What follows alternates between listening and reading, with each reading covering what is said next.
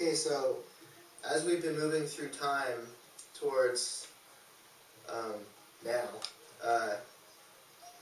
the boards that were hulls eventually started to integrate concave into the designs for more high-performance surfing, and this started to happen in the late 70s, early 80s. And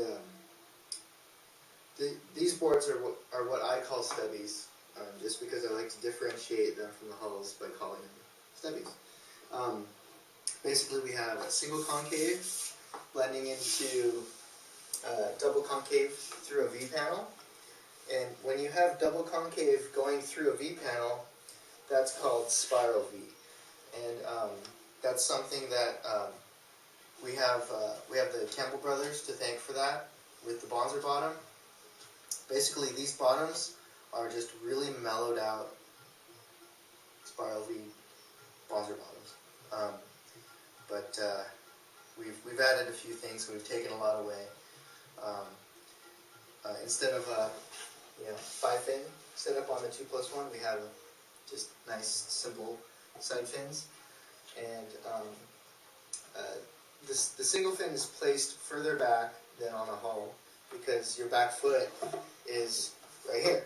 It's not up here like on a hull. So these boards are made for basically high-performance surfing. A lot of the guys who come to me and they're riding tri-fins and they say, "Manny, I want a stubby." I put them on either a 2+1 or the tri-fin setup.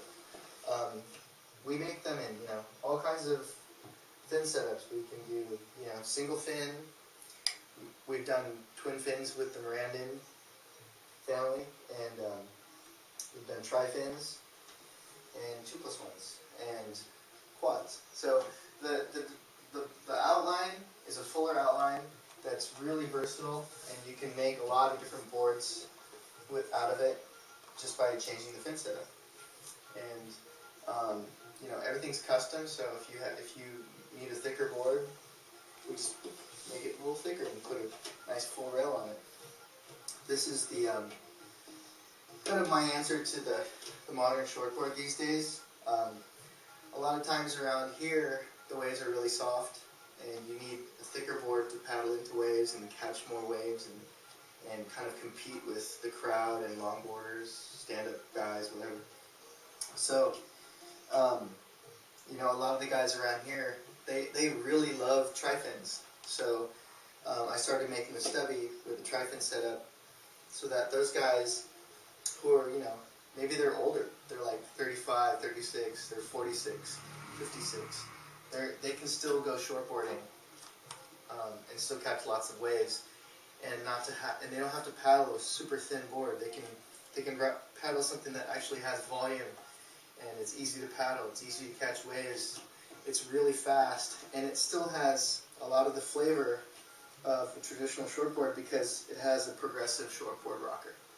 It has a contemporary bottom contour. It's got concave, it's got an easy rail profile to surf. It's a nice tucked under edge. All these elements come together to make what I think most people should be riding instead of the modern shortboard, the contemporary chip, the disposable surfboard. These are really good surfboards that can be lifelong friends. These are really good, really fun surfboards.